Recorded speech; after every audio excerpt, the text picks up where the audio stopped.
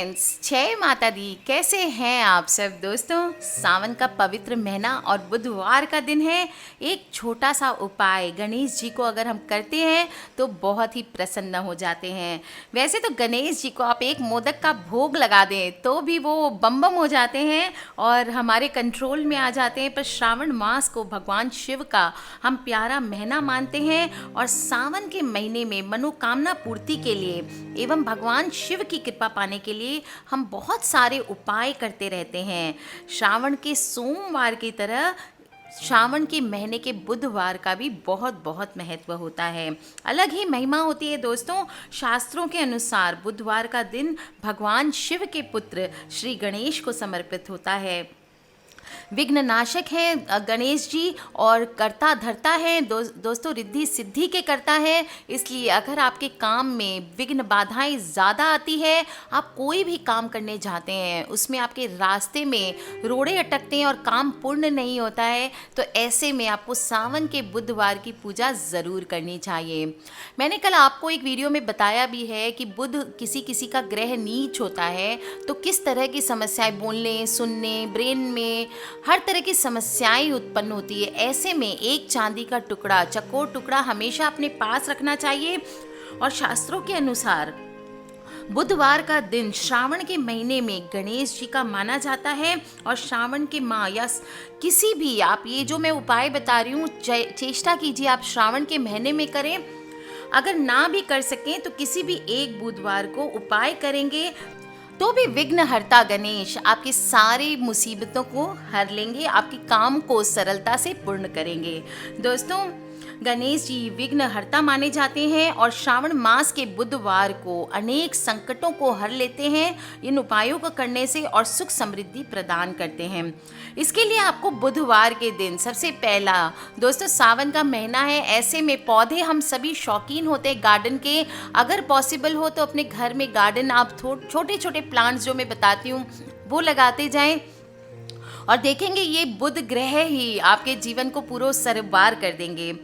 सबसे पहले आपको अमरूद का एक पौधा लाना है आज और श्री गणेश जी के मंदिर में लेके जाएं। वहाँ जा कर के आपको गणेश जी के आगे बैठ करके एक घी का दिया जलाना है। इसके बाद एक प्रभावी मंत्र है जो मैं बता रही हूँ दोस्तों। नियम तो ये होता है कि इस मंत्र को आप कम से कम अपनी आयु जितनी करनी चाहिए, पर अगर कोई 60 साल का है तो फिर बहुत ज़्यादा हो जाएगा दोस्तों। इसलिए आप कम से कम इसकी 2 या 3 माला ज़रूर करें। और मंत्र है गंग हंग क्लोंग ग्लोंग उच्छिष्ट गणेशाय महायक्षायाम बलि। इस मंत्र को जप करने के बाद अमरूद के पौधे को घर में ला करके किसी मिट्टी के गमले में लगा दें। आने वाले दिनों में आप इस पौधे की बहुत अच्छे से देखभाल करें और टाइम से पानी देना, इसको सूखने मत दें। आप पानी कैसे देना होता है दोस्तों किसी भी प्लांट में, अक्सर मुझसे क्वेश्चन कर रहे, जेट प्लांट भी मैंने दूसरे वीडियोस में बताया है, कई लोगों के सूख जा रहे मनी प्लांट। दोस्तों, कोई भी चीज़ में अपन ज़्यादा पानी अगर देते हैं तो भी वो मर जाती कोई भी प्लांट। इसलिए ध्यान रखें, ऐसा ना हो कि आप बारिश का भी मौसम है तो भी उसमें ढेर सारा पानी उड़ेल दे रहे हैं। अगर आप रोज़ तुलसी को जल चढ़ाते हैं थोड़ा जल चढ़ाएं। बारिश के मौसम में ऑलरेडी भीगे हुए होते हैं प्लांट्स।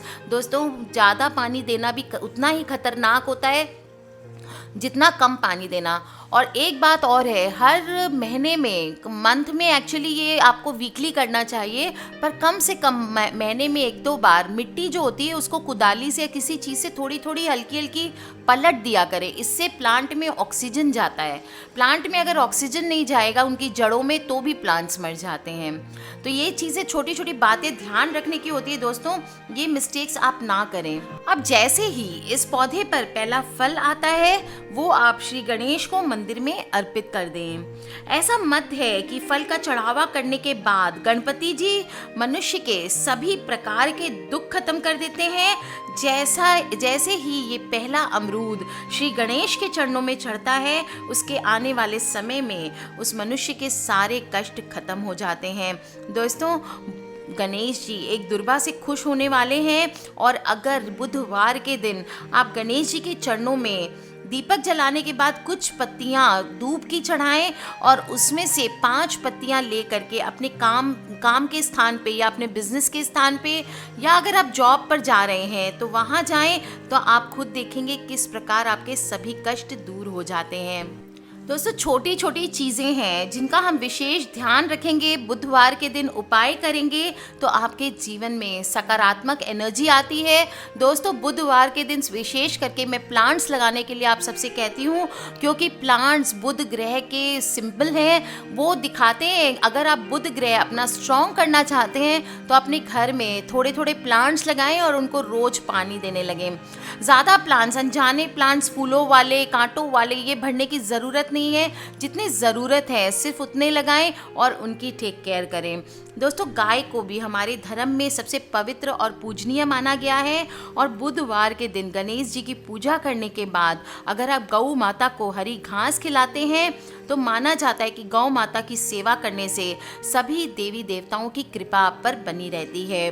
दोस्तों, गौ माता में सारे 36 कोटि जो देवी देवताएं हमारे, उन सभी का वास होता है। सभी ब्राह्मणों का, यक्षों का, पितरों का वास होता है। और अगर आप एक गाय को रोज सेवा करते हैं या एक गाय को भी भोजन कराते हैं तो ऐसा माना जाता है उसके थ्रू आपने अपने पितृ को खुश कर लिया, आप अपने भगवान को, देवी देवता को खुश कर लिया। जितने यक्ष किन्नर हैं वो सभी खुश हो जाते हैं, जितने ब्राह्मण हैं उनको भोजन कराने के बराबर होता है। और यदि आपकी कुंडली में बुध ग्रह का दोष आता है तो बुधवार के दिन श्री गणेश की पूजा करके उनको मोदक का भोग ज़रूर लगाएं। दोस्तों, बहुत सारे रिक्वेस्ट आए हैं मोदक की रेसिपी के लिए। मैं ट्राई करूंगी आप लोगों के साथ जल्दी शेयर करने का।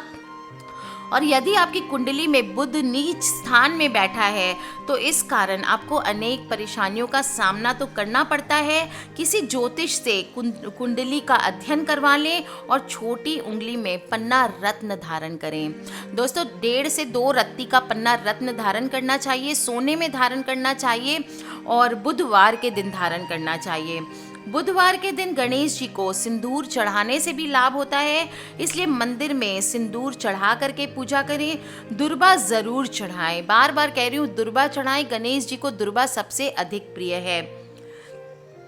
दान के बिना गणेश जी की पूजा अधूरी मानी गई है। दोस्तों, कोई भी पूजा हो उसमें हम जो सिक्का चढ़ाते, कॉइन चढ़ाते, भगवान को अर्पण करते हैं, 1 रुपया 2 रुपया जो भी करते हैं, कोई बात नहीं, अच्छी बात है। लेकिन जो दोस्तों ट्राई किया करें कि आप किसी भी मंदिर में कभी पूजा करके जाएं तो 1 मुट्ठी अनाज ही सही अपने पास से, या 1 कटोरी दाल या 1 कटोरी चावल थोड़ी सी बांध के अपने साथ हमेशा लेके जाएं और किसी गरीब को दे के आएँ, वो ज़्यादा फलदायी होता है।